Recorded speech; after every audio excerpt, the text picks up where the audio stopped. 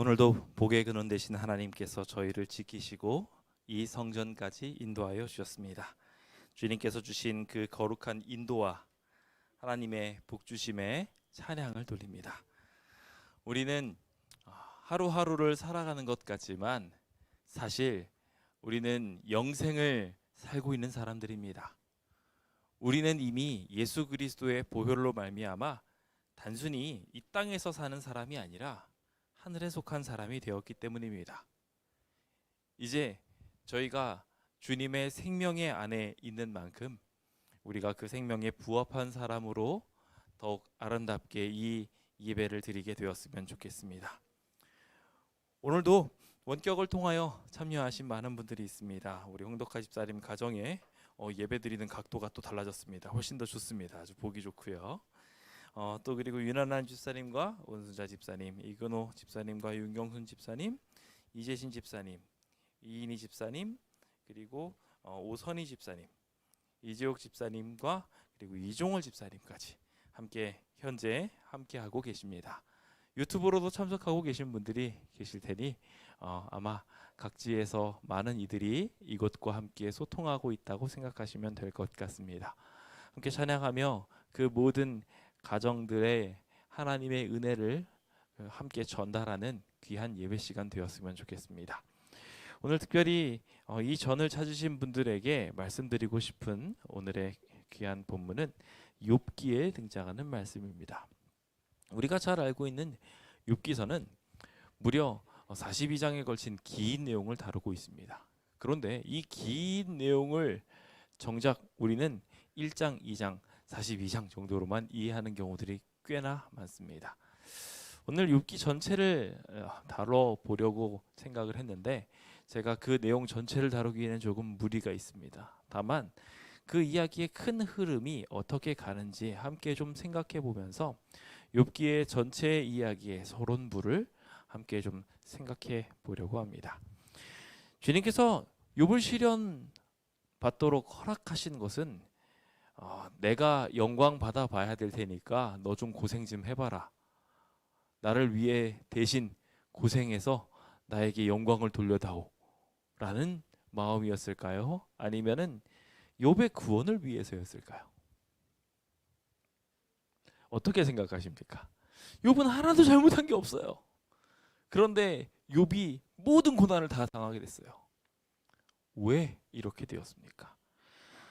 주님께서는 친히 하나님의 영광을 위해서라고도 말씀하시기도 하지만 오늘 이 본문의 이야기들을 자세히 살펴보게 되면 욥의 구원을 위해서입니다.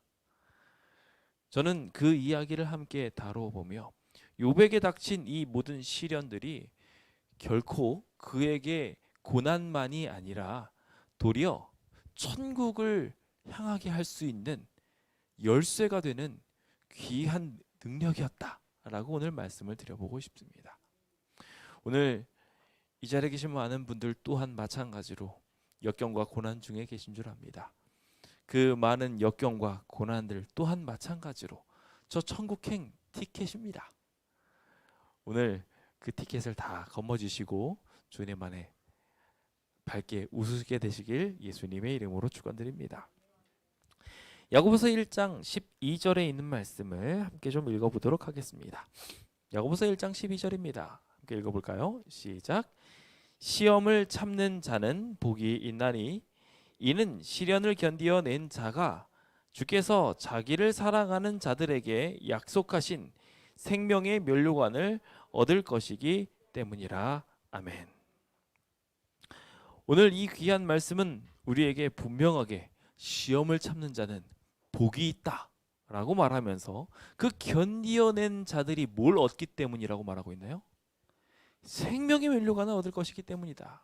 즉 한마디로 시험을 참는다는 게 등호로 바로 연결돼서 약속하신 생명의 면류관, 즉 구원을 얻는다는 거예요. 즉 시험이 생명의 면류관을 얻는 키가 되는 것입니다. 많은 사람들이 고통당하는 걸 싫어합니다. 누가 고통당하는 걸 좋아하겠습니까? 힘든 거 좋아하시는 분 혹시 계십니까? 제가 어떤 친구를 봤는데 그 친구한테 무거운 걸 들게 하니까 실실 웃더라고요.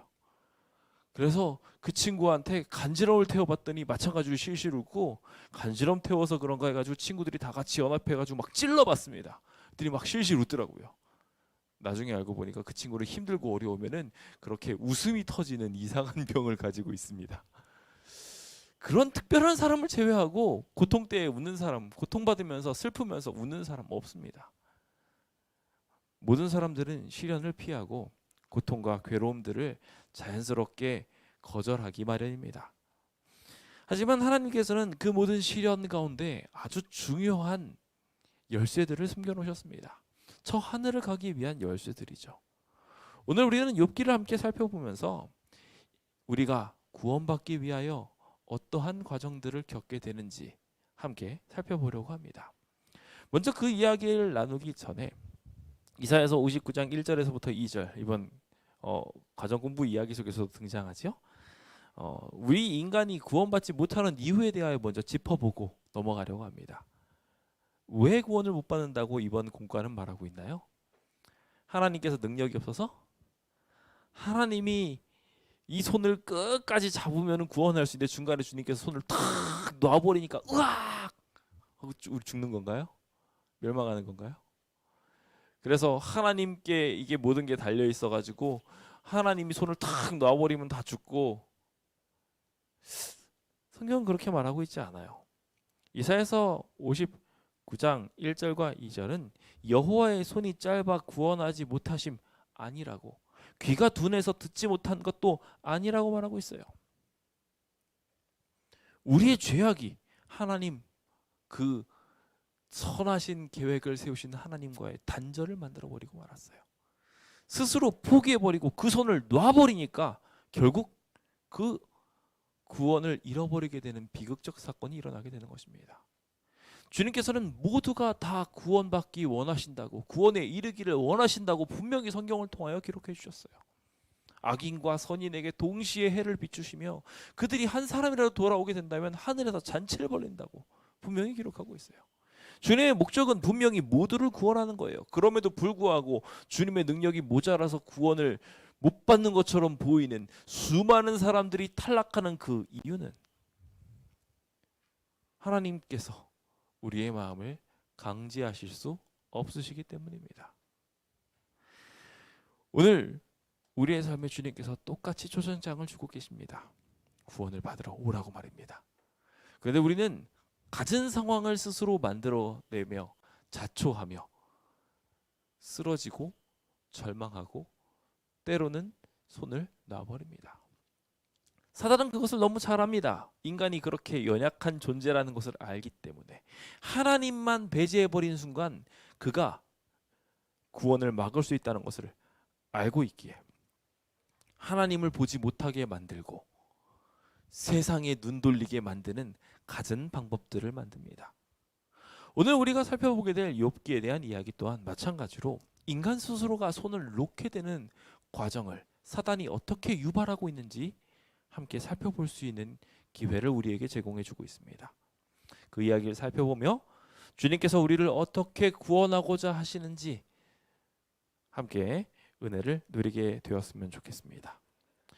저희가 지난 시간에 에스더의 이야기를 쭉 살폈는데 성경을 보다 보면 다소 의아한 것이 있습니다. 일반적으로 책들은 시작부터 시작해서 끝으로 향합니다. 그렇죠? 가끔 중간에 회상신을 갖기도 하지만 갑자기 이런 식으로 이야기가 다시 과거로 확 돌아가서 순서가 바뀌게 되면서 배치가 되는 것 흔하지 않은 형태입니다. 근데 성경은 그 형태를 취하고 있어요. 그래서 창세기 출애굽기 하면서 쭉 나가면서 자연스럽게 역사적 순서대로 쭉 진행이 됩니다. 그래서 에스더와 느헤미야 이야기까지 다 마무리되고 난 다음에 흥미롭게도 다시 돌아옵니다.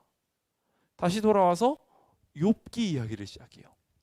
욥기 이야기는 사실 모세가 가장 먼저 기록했을 것이다 라고 추정할 정도로, 그래서 이 창세기와 출애굽기 사이 시대에 일어난 일이 바로 이 욥기의 이야기였을 것이다 라고 시기를 점치고 있고, 동시에 욥기를 기록한 것은 창세기보다도 더 먼저 기록됐을 것이다 라고 말할 정도로 욥기의 기록 시기는 굉장히 이릅니다. 성경 전체 중에서 어쩌면 제일 처음에 기록되는 이야기일 수도 있는 거예요. 그런데 그 욥기의 이야기로 다시 백도하게 된 이유가 뭘까요? 여기까지 역사가 쫙 흘러왔어요. 구약의 역사가 여기까지 흘러가면서 이제 곧 예수님의 재림을 맞이하게 되는 이 순간에 꼭 필요한 것이 있었기 때문입니다. 저희는 먼저 그것을 함께 살펴보면서 앞으로 살펴보게 될 욥기, 시편, 잠언, 전도서, 아가 이 5책을 함께 펼쳐보려고 합니다. 전에도 제가 한번 설명드린 적이 있지만 성경의 구성은 예배의 형태와 굉장히 비슷합니다. 그래서 주님께서는 먼저 말씀 선포를 해주십니다. 모세오경을 통하여 원칙을 제공해 주시는 것이죠. 그리고 그 원칙이 삶에 그대로 적용될 때 어떻게 되는지 보여주시기 위하여 역사서를 활용하십니다. 실제로 그 일들이 어떻게 이루어진지 우리는 체험하여 알 수 있습니다. 그래서 주님께서는 종종 우리한테 명령하시죠. 역사를 뒤집어 보서 알으라고요. 살펴보라고요. 그래서 하나님께서 어떻게 역사하셨고 어떻게 축복하셨는지 전체 역사를 보라고요. 하나님이 얼마나 대단한 분이신지 공부하라고 말하고 있는 거예요. 우리가 자세히 공부하면 하나님 그 역사 속에 숨겨져 있는 엄청난 배후이신 하나님을 발견할 수 있게 될 것입니다. 또한 우리가 파면 팔수록 이 모든 학문보다 뛰어난 하나님도 만날 수 있습니다. 그 중에 하나가 바로 이 시가서에 있는 이야기들입니다. 그들은 이 모든 역사를 발견하며 하나님이 내 삶에도 기쁨을 주실 수 있을 거란 확신을 얻게 됩니다. 그래서 찬양하게 되지요. 그리고 그 찬양의 시작을 뭘로 시작하느냐? 욥기로 시작합니다. 시와 찬양이 제일 먼저 시작된 것이 바로 욥기였다는 거예요. 성경의 첫 책일 수도 있는 이 욥기의 이야기를 왜 우리가 시가서에 처음으로 넣어두었는가? 우리는 지금부터 함께 살펴보게 될 텐데요. 욥기는 인간의 구원 문제를 굉장히 강력하게 다루고 있는 책입니다. 현재 어떠한 고난을 당하고 있는지에 대해서도 또한 우리의 마음속에 일어나고 있는 여러 문제들에 대해서도 다 설명하고 있는 게 바로 욥기 이야기예요. 오늘 이야기는 함께 그 큰 그림을 그려보면서 우리가 잘 알고 있는 것을 큰 몇 개의 단락으로 함께 생각해 보려고 합니다. 오늘 우리의 하나님께서 욥의 시련과 구원을 어떻게 이루시는지 함께 살펴보도록 하겠습니다. 욥은 어떻게 구원을 향하여 나가게 됐을까요? 욥이 구원을 만나기까지 몇 가지 여정을 밟게 되는데 그 중에 첫 번째 구원을 향하여 버텨야 할 한 가지 중요한 시련이 있었습니다. 무엇이었냐면 그가 가지고 있는 기반을 잃어버리는 것이었습니다. 마태복음 19장 24절입니다. 함께 좀 읽어볼까요? 시작. 다시 너희에게 말하노니 낙타가 바늘귀로 들어가는 것이 부자가 하나님의 나라에 들어가는 것보다 쉬우니라 하시니. 우리가 이 성경절을 보면서 굉장히 부담을 갖지요. 여기서 이 재물을 이 하나님의 백성들과 얼마나 상관없는지를 분명하게 알려줍니다. 성경에는 분명하게 말하기를 하나님과 재물을 겸하여 섬길 수 있다 없다? 없다라고 분명하게 못 박고 있습니다. 두 가지를 같이 섬길 수 없어요. 우리가 재물을 따라가는 순간 하나님은 버리는 겁니다. 내가 내 일을, 내 사명을, 내 목표를 막 이렇게 하면서 하나님보다 이 세상의 일들을 이루겠다고 방향 딱 짓게 되는 순간 안타깝게도 하나님은 다 버리게 되는 거예요. 성경은 분명히 그렇게 기록하고 있어요. 그것을 너무나도 잘 알기 때문에 주님께서는 너무나 많은 재물들로 인하여 항상 그것에 관심을 쏟아야 되는 부자들은 낙타가 바늘귀에 들어가는 것만큼 하나님 나라에 들어가는 것이 어렵다라고 정리하고 있는 것입니다. 정말 그렇습니다. 그렇기 때문에 주님께서는 제일 먼저 인간의 구원을 위하여 흔드시는 것이 있습니다. 마지막 때가 되면 우리가 뭘 못하게 된다고 기록하고 있습니까? 네, 매매를 못한다고 기록하고 있어요. 매매를 못한다는 것은 무슨 의미를 가지고 있나요? 우리가 예수님을 딱 선택하는 순간 매매를 못하게 되면 어떻게 될까요? 제가 요즘에 이제 은행에 가가지고 오픈 뱅킹이라는 것을 좀 더 자세하게 공부를 했습니다. 뭐 아무 생각 없이 인터넷에 예전에 가입을 해놨더라고요. 그런데 제가 조금 더 자세하게 보면서 오픈 뱅킹이 얼마나 무서운 건지를 알았습니다. 보니 굉장히 좋은 이야기이긴 한데 이 은행에서 저 은행으로 옮기는데 돈이 하나도 안 들어요. 심지어 제가 이번에 검색을 해보니까 제가 모르고 있던 통장도 있더라고요. 꽁돈이 생겼습니다. 어딘가에 숨어있던 광주은행에 제가 예전에 그 군 생활을 하면서 돈이 조금씩 들어왔던 그 통장이 아직 살아있고 거기에 돈이 있더라고요. 와, 대단하다 하면서 꽁돈 생겼다고 좋아했었는데 곰곰이 생각해보니 국가는 다 알고 있는 겁니다. 어디에 우리의 돈이 있는지 국가는 다 알고 있어요. 그리고 우리가 어느 순간 매매를 못하게 되어 우리의 계정이 정지되어 버리면 그동안 쌓아두었던 모든 것들이 허사가 되어버리는 겁니다. 우리가 잘 알고 있는 것처럼 현대 문명이 점점 편리하게 진행되어져 가려고 하고 있습니다. 그래서 우리가 요즘 신용카드를 많이 쓰죠. 제 지갑도 보니까 현금이 별로 없어요. 다 카드로 결제합니다. 게다가 그렇게 되다 보니까 자연스럽게 요즘 뭐가 한참 올라가고 있습니까? 비트코인. 정신없이 또 올라가고 있어요.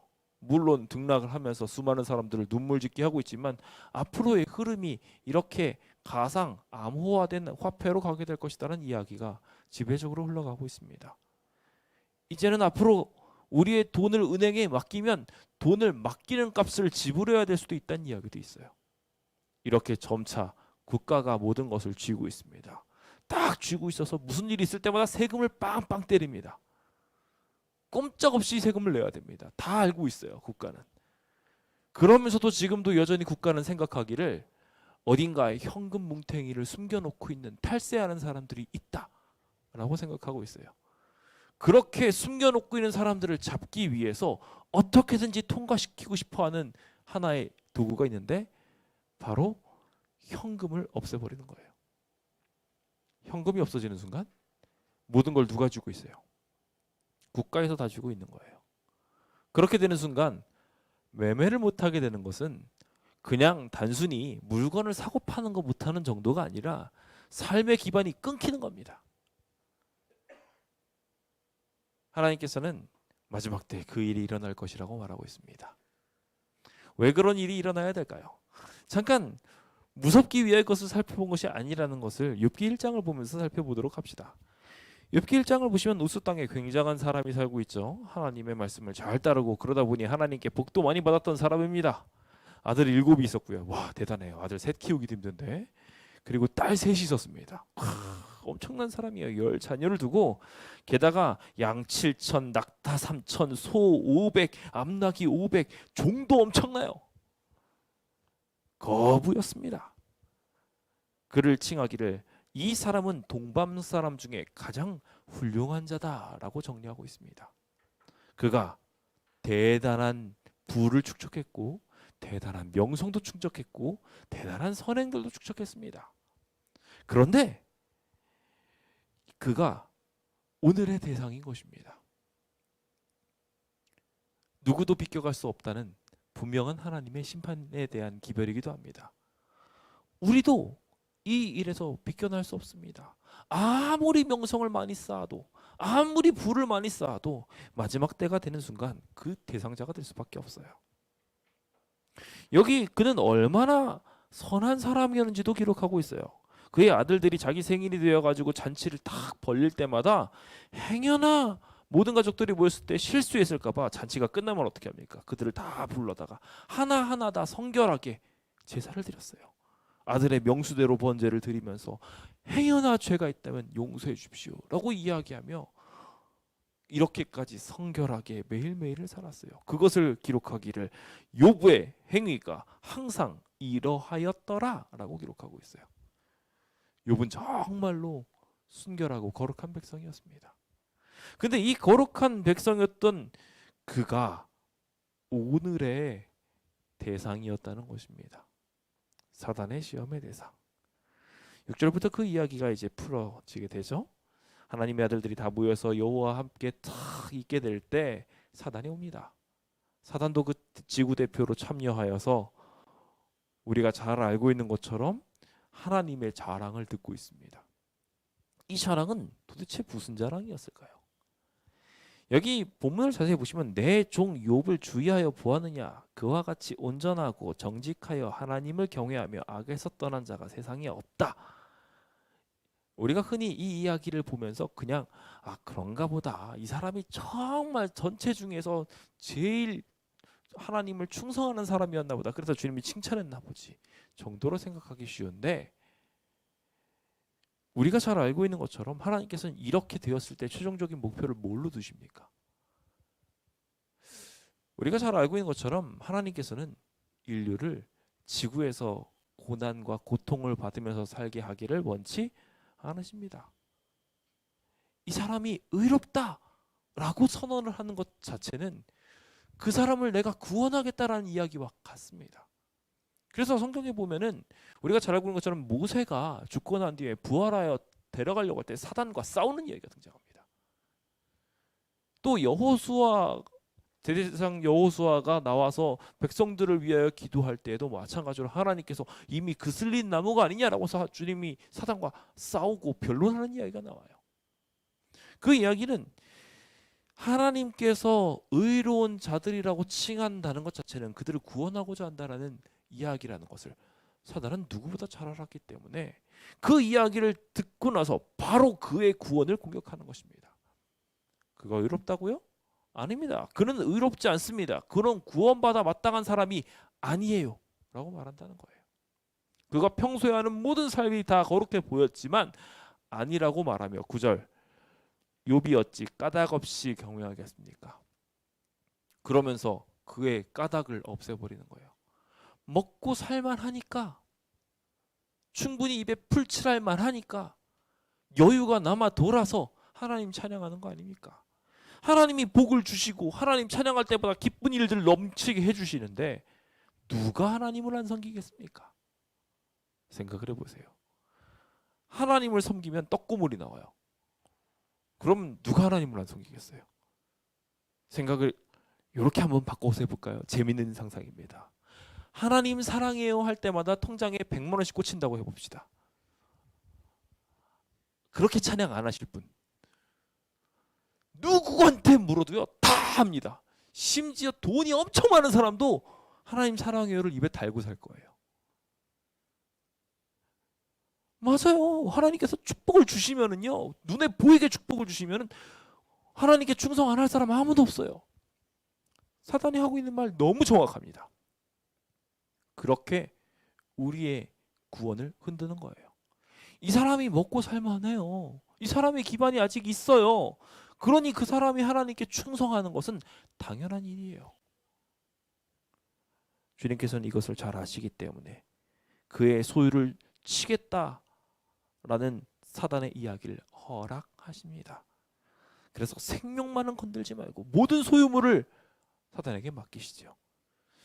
보십시오. 정말 말도 안 되는 일이 일어나기 시작합니다. 우리가 잘 알고 있는 것처럼 이제 욥의 자녀들이 맏아들의 집에서 잔치를 벌이고 있었어요. 이제 잠시 후면 어떻게 될 일이에요? 그거 끝나고 나면 명수대로 다 와서 제사를 드리려고 해요. 제사 드릴 준비 다 하고 기다리고 있는 욥이었어요. 이미 충성하고 있는 사람이었어요. 그런데 그에게 어떤 일이 일어납니까? 스밧 사람이 갑자기 와서 칼로 모든 것들을 다 쳐서 나귀들을 죽였대요. 또 이번에는 스밧 사람이 와서 죽인 것까지는 그래요. 뭐 어쩌다가 일어날 수 있는지 모르겠어요. 그런데 불이 하늘에서 내려왔대요. 상식적으로 말이 되는 얘기입니까? 말이 안 되는 얘기예요. 하늘에서 불이 내려오는 거 보신 분 없으실 거예요. 아마 엘리야나 그의 사람들만 봤을 거지 하늘에서 불 내려오는 거 못 봤을 거예요. 모르겠습니다. 요즘에는 미사일이 밑에서 떨어질지 모르겠지만 그 외에는 불가능한 얘기예요. 근데 그 불이 갑자기 내려와가지고 양들과 종들을 다 살라버립니다. 갈대아 사람들이 이번에는 세 무리를 한꺼번에 연합해가지고요 갑작스럽게 낙타들에게 달려들어서 다 뺏어버렸대요. 연달아 일어나는 이 일들이 누구에게서 온 것 같습니까? 하나님에게서 온 것 같아요. 하나님이 저주를 내려서 이거는 그냥 신벌이 내렸다라고 생각하게 비극이 만들어지는 것입니다. 어쩌면 우리의 삶에 있어서도 이러한 비극이 일어나게 될 수도 있어요. 마치 하나님이 내리신 것 같이.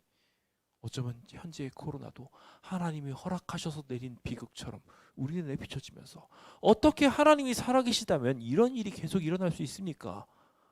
라고 말할 수 있게 만들지 모릅니다. 하지만 이러한 비극들의 배후에 하나님이 있었습니까? 사실 이 일을 일으킨 사람은 누구였습니까? 사단이에요, 사단. 사단이 이 일을 만들었어요. 그는 이 비극 속에 더 하나 커다란 것을 잃어버리게 되는데 아시다시피 가족들이었습니다. 마다들의 집에서 같이 밥을 먹고 있는데 갑자기 내 모퉁이에 바람이 붑니다. 바람이 분다고 해가지고 이 돌집이 무너진다고요? 말도 안 돼요. 근데 그 일이 일어납니다. 그래서 몽땅 죽습니다. 온 가족이 한날에 죽게 됩니다. 얼마나 비극적인 이야기입니까? 이런 끔찍한 일이 일어나게 되었을 때 우리는 어떤 선택을 하게 될까요? 저희는 조금의 아픈 것도 견디지 못하고 힘들고 어려운 것들을 참지 못하는 일들이 생각보다 많습니다. 그때마다 우리는 우리의 현재 구원 상태를 증거합니다. 나는 이거밖에 안 되라고 말이죠. 맞아요. 정말 그래요. 우리는 이거밖에 안 된다고 맨날 증거해요. 우리의 재물이 사라지면 어떻게 그걸 잃어버리게 하냐고 하면서 하나님한테 분노하고요. 심지어 그런 거 없어지지 않고 내 감정만 상해도요. 어떻게 합니까? 바로 우리의 본질을 드러내는 경우들이 많아요. 하지만 진정한 의인은 어떻게 해야 할까요? 야고보서 1장 3절은 믿음의 시련이 인내를 만들어낸다고 말하고 있어요. 인내를, 그 아름다운 열매를 우리가 가져야 하는 것입니다. 욥은 말도 안 되는 이 커다란 고통을 당하게 되었을 때 이렇게 말합니다. 이렇게 행동합니다. 20절 함께 볼까요? 욥이 일어나서 겉옷을 찢고 머리털을 밀고, 여기까지는 잘 아십니다. 슬퍼했다로 생각하는데 아니에요. 명확하게 다시 보십시오. 욥이 일어나 겉옷을 찢고 머리털을 밀고 땅에 엎드려 슬퍼했습니까? 예배했어요. 그는 그곳에서 예배를 선택했어요. 하나님께 경배를 드렸어요. 게다가 그는 21절에 다음과 같이 말합니다. 내가 모태에서 알몸으로 나왔습니다. 그러니 또한 알몸으로 돌아가는 것이 합당합니다 라고 말을 해요. 그런데 현재 내가 아직 많은 것들을 가지고 있으니 하나님께 감사한다고 찬양하는 거예요. 주시니도 여호와시오, 거두시니도 여호와시오니 오직 어떻게 되라고요? 여호와 이름이 찬송받길 바랍니다. 오늘 이 욥의 아름다운 부분이 우리의 부분이 되면 참 좋겠습니다. 어려운 일인 거 알지만 이렇게 산다면 우리는 재산과 관계없이 행복하게 살 수 있습니다. 우리의 기반이 통째로 다 사라진 것 같다 할지라도 우리는 하나님을 소유할 수 있게 되기 때문입니다. 주님을 바라보고 거기에서 희망을 얻을 수 있게 됩니다. 아마 하나님을 믿지 않는 사람이 이 고통을 당한다면 죽고 싶을 거예요. 분노해서 미쳐버리고 말 거예요. 그래서 영생을 잃어버리게 될 것입니다. 또한 자기 스스로도 비극을 만들어버리게 되겠죠. 복수도 할 것이고 저주도 할 것이고 미쳐버리기도 할 것이며 결국 그의 삶을 불행으로 만들고 말 것입니다. 하지만 하나님의 사람은 이렇게 기반이 다 사라진 뒤에도 하나님 앞에 예배합니다. 인간의 본연의 모습을 가지고 있고 여전히 주님 안에서 찬송합니다. 오늘 우리에게 그 행복의 길이, 행복의 비결이 주어졌음에 대하여 감사합시다. 사단이 우리의 기반을 흔들려고 할 때 그 기반이 흔들리도록 하나님이 허락하심은 우리가 그것을 쥐고 있으므로 하늘에 못 올라올 수 있기 때문입니다. 이제 그 손 내려놓고 그 욕심 풀고 원수기처럼 항아리에다가 그거 쥐고 빼느라고 결국 사냥꾼에 잡히지 마시고 그 손을 풀고 자유의 나라로 함께 가게 되시길 예수님의 이름으로 축원드립니다. 두 번째, 이 욥의 구원의 이야기의 핵심을 또 하나 장식하는 것 중에 하나는 건강과 친구를 잃어버리게 하는 것입니다. 특히 주변 사람들을 잃어버리는 것은 커다란 비극 중에 비극입니다. 마태복음 19장 24절에 있는 말씀, 죄송합니다. 이 성경자를 바꿔놓지 않았네요.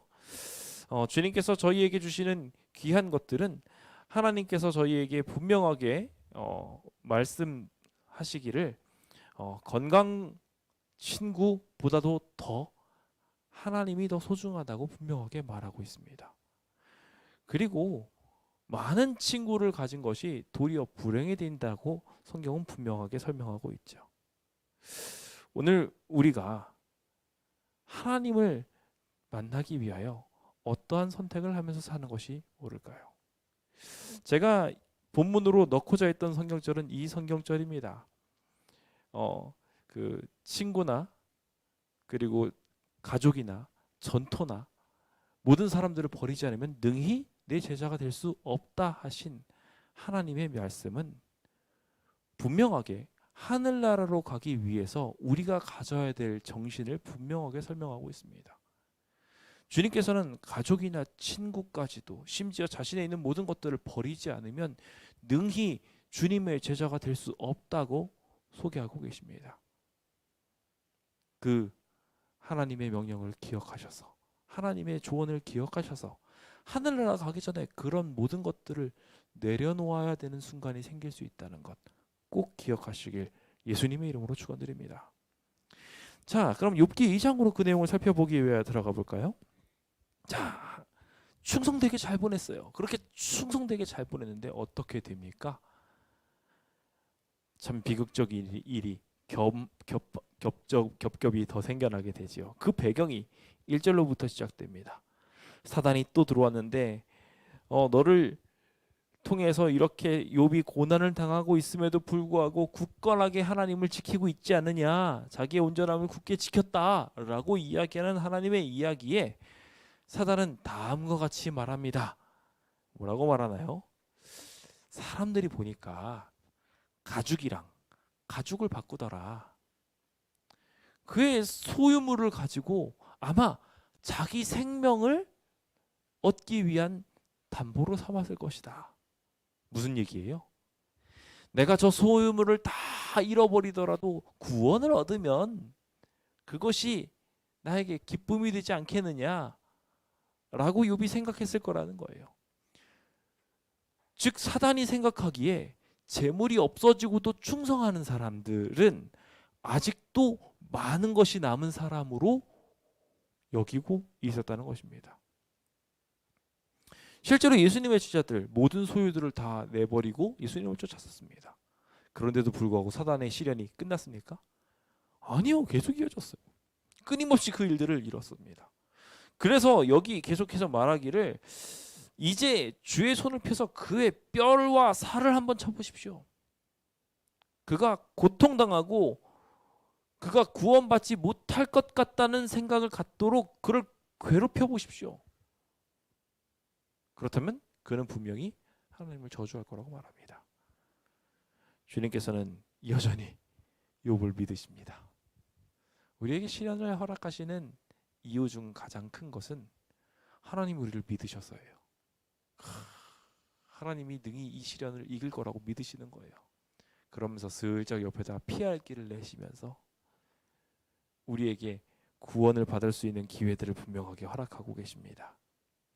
그 귀하신 하나님의 믿음을 우리 모두 잃지 않게 되길 예수님의 이름으로 축원드립니다. 주님께서는 당신을 통하여 분명하게 선하심을 보여주셨고 그 선하심의 결과로 승리를 약속해 주셨습니다. 주님을 믿는다면 더 큰 시련이 와도 분명하게 이길 수 있을 것입니다. 그래서 드디어 사단은 여전히 남아있는 소송거리를 가지고 와서 그를 완전하게 망가뜨립니다. 어떻게 망가뜨리는지 7절로부터 볼까요? 사단이 이에 물러가서 욥을 쳐서 그의 발바닥에서부터 정수리까지 종기가 나게 만들었다고 기록하고 있습니다. 그래서 그가 제 가운데 앉아가지고 질그릇 조각을 가져다가 몸을 벅벅벅 긁었다고 합니다. 그냥 이 욥이 있는 모습만 자세히 보고 있어도요 간지러워요. 제가 이 그림을 올리면서 막 간지럽더라고요. 그냥 나는 종기나 이런 게 아무것도 없는데도 불구하고 욥이 고통당하고 있는 이 모습만 봐도 징그러워서 제가 다 간지럽더라고요. 근데 그는 그 고통의 당사자로서 그냥 손으로 긁은 것도 아니라 너무 긁어도 간지러움이 해결이 안 되니 기왓장을 들고 와서 긁고 있어요. 엄청나게 괴로운 이 상황 중에 그의 삶을 완전하게 무너뜨리는 것이 있었는데 뭐였냐면 9절에 있는 이야기입니다. 그의 아내가 옵니다. 와서 뭐라고 말해요? 당신이 그래도 자기의 온전함을 굳게 지키느냐? 하나님을 욕하고 죽어라. 어떻게 이런 말을 할 수 있나 싶어요. 그렇죠? 그런데 사실 이런 이야기를 굉장히 많이 들어요. 우리가 주변에서 살면서 우리가 고통당하고 있을 때 주변 사람들이 와서 말하기를 하나님이 살아있다면 어떻게 이렇게 고난을 당하게 할 수 있겠느냐. 너 믿음 헛거다. 차라리 하나님 저주해버려라. 그리고 편안하게 살아라. 너 마음대로 살아라. 너 마음대로 살아라. 네가 마음 행해지는 대로 마음대로 살아라는 이야기가 여기로 접목시키면 뭐냐면 하나님을 저주하고 죽으라는 이야기입니다. 하나님과 관계없이 살라는 이야기. 죽으라는 이야기와 뭐가 다르겠습니까? 이런 고임을 당했을 때 다음과 같이 말합니다. 그대 말이 한 어리석은 여자의 말 같도다. 우리가 하나님의 복을 받았은즉 화도 받지 아니하겠느냐. 욥의 이 답은 어떤 것을 말하고 있습니까? 그 인생에 있어서 어떠한 정신을 드러냅니까? 지금 그동안에 있었던 재물을 빼앗긴 거는 그냥 말 그대로 본전치기였을지 모르겠습니다. 원래 없었으니까 다시 다 가져가셨으니 그냥 본전이었어요. 근데 지금 여기 어떻게 됐어요? 이번엔 본전보다 더 심각하게 됐어요. 모든 것들을 다 잃어버리는 것에서 더해서 이제는 사는 이만 못하게 돼버렸어요. 차라리 죽는 게 낫게 됐어요. 그 벅벅벅 긁고 있느니 차라리 죽는 게 나은 거예요. 그럼에도 불구하고 욥은 말하기를 복을 받았으니 그동안 우리가 충분한 복을 받았으니 이제 내가 이렇게 고통받으면서 살아도 당연한 거 아니냐. 하나님이 화도 우리한테 주실 수 있는 거다라고 말하고 있습니다. 어떤 사람은 태어나서부터 지체 장애를 가지고 태어납니다. 그 부조리를 어떻게 설명하면 좋을까요? 만약에 하나님께서 선하신 하나님이라고 이야기한다면 그것을 허락하시는 것 자체가 하나님 틀린 거예요. 근데 하나님께서는 이 모든 것 가운데 분명하게 중요하게 생각하는 한 가지 정신이 있으셨던 거예요. 그것을 영감의 말씀은 다음과 같이 말합니다. 하나님의 나라의 원칙인 무아의 정신은 사단이 미워하는 것이다. 그는 무아의 정신이 있을 수 없다고 말한다. 대쟁투가 시작된 이래 사단은 하나님의 행위의 원칙들이 이기적이라는 것을 증명하려고 노력해왔을 뿐 아니라 그분을 섬기는 모든 사람들에게도 동일한 태도로 대하고 있다라고 기록하고 있어요. 즉 무슨 얘기예요? 지금 내가 이렇게까지 손해를 입고 있는다면, 내가 이렇게 마이너스를 당하고 고통을 당하고 있는다면 나는 하나님을 저주하고 하나님을 떠나갈 겁니다라고 외치게 될 거라고 사단은 말하고 있는 거예요. 자기 자신이 여전히 살아남아 있기 때문에 그 자기 자신의 이기심으로 말미암아 결과적으로 어느 순간에는 하나님을 배반하고 주변 사람들을 배반하는 것이 기본적인 모든 존재들의 속성이라는 거예요. 그래서 하나님도 그 모습을 숨기고 있습니다 라고 공격하는 거예요. 실제로 주님께서는 이 일을 증명하기 위하여 이 땅에 오셨어요. 죄악 세상에 오셔서 욥과 같이 매일 죄로 인하여 마음을 벅벅 긁으면서 사셨습니다. 그리고 결국 죽기까지 무아의 정신을 드러내 주셨죠. 예수님께서 이 땅에 오셔서 이득 보신 거 있으십니까? 만약에 이득을 본 게 있다면은 자신을 배반하고 자신에게 상처 주고 자기의 원수가 되기로 결심한 이 인간들을 살렸다는 이야기가 끝이에요. 그것을 우리의 말로 생각하면 평소에 나를 괴롭혔던 사람이 하늘나라를 같이 가게 된 거예요. 어떤 사람들은 그 이야기를 딱 듣고 나서 왜 선교에 있냐고, 차라리 저 사람 죽게 만들지 왜 선교에 있냐고 말할지 몰라요. 예수님 상황이 그 상황이에요. 자기를 죽이려고 하는 사람들을 위하여, 자기를 상처 주려는 사람들을 위하여 와서 십자가에 달려 돌아가셨어요. 그렇게 벅벅 마음을 긁으시고 고통당하시고 채찍질 당하시면서 주님이 보여주신 것이 바로 이 무아의 정신이었어요. 철저하게 손해를 보시면서 주님께서는 이 땅으로 나아오셨던 것입니다. 그 무아의 정신에 우리의 삶이 접목되어져야 합니다. 이러한 정신에 반박하기 위한 것이 우리의 그리스도인들의 사업이자 그리스도의 사업이라고 분명하게 영감의 말씀은 우리에게 말하고 있습니다. 그 약속을 생각하시고 우리 모두 주님 품으로 들어갑시다. 내 건강이 망가지고 내 친구들이 다 사라지고 나중에 친구들이 와가지고 위로를 해주는데 아무것도 할 말이 없어서 그냥 쳐다만 보고 있어요. 그런 모든 것들이 다 단절된 순간이라 할지라도, 모든 것이 다 끊어져 나가고 없어진 그 순간에도 무아의 정신으로 꾸준히 사랑을 증거할 수 있는 주의 백성 되시길 예수님의 이름으로 축원드립니다. 저는 이제 말씀을 마무리 지며 세 번째 이야기를 마지막으로 살펴보려고 합니다. 이 이야기는 다음 시간에 함께 저희가 주로 살펴보게 될 이야기인데요. 신앙의 근간을 파괴하는 것이 마지막 사단의 노림수입니다. 히브리서 11장 6절입니다. 함께 읽어볼까요? 시작. 믿음이 없이는 하나님을 기쁘시게 하지 못하나니 하나님께 나아가는 자는 반드시 그가 계신 것과 또한 그가 자기를 찾는 자들에게 상 주시는 이심을 믿어야 할지니라. 주님께서는 이 두 가지가 믿음이라고 말하고 있어요. 이 정도까지 되었을 때 여러분들 어떤 이야기를 많이 들으시겠습니까? 제가 누차 말씀드린 것처럼 친구들이 왔는데 그 친구들이 그렇게 이야기하기 시작합니다. 뭐라고 이야기하냐면요, 여기 화이트 주석에 보면은 욥의 잔이 이미 썼는데 쓴 성분이 하나 더 추가됐는데 뭐냐면 역경을 죄의 보응으로밖에 생각하지 않는 친구들이 와가지고 너 분명히 죄를 행한 게 있을 거야, 회개해, 그래야 구원받을 수 있어 라고 이야기했다는 거예요. 그 이야기를 반복적으로 듣습니다. 욥이 자기의 태어난 날을 생각하면서 고통하고 신음하고 있을 때 엘리바스라는 사람이 와가지고 한다는 말이, 죄 없이 망한 자가 누가 있느냐, 너도 죄가 있어서 멸망한 거다. 수아 사람 빌닷이 와가지고 말하기를, 너 언제까지 그렇게 말할래? 전능하신 이가 어떻게 공의를 굽게 하실 수 있겠어? 너가 죄 가지게 있으니까 그렇게 고난당하는 거야 라고 말한다는 거예요. 엘리후는 그나마 나은 말을 마지막에 하는데 그래도 결국 뭐예요? 하나님의 모든 것은 알 수 없다로 끝나버립니다. 이 모든 이야기를 듣고 욥은 어떻게 생각했습니까?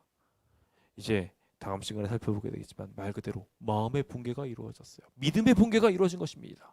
사단은 먼저 재물을 다 없애버리고, 두 번째 우리의 육신과 관계를 끊어버리고, 마지막 무엇을 공격하냐면 우리의 마음을 부숴버립니다.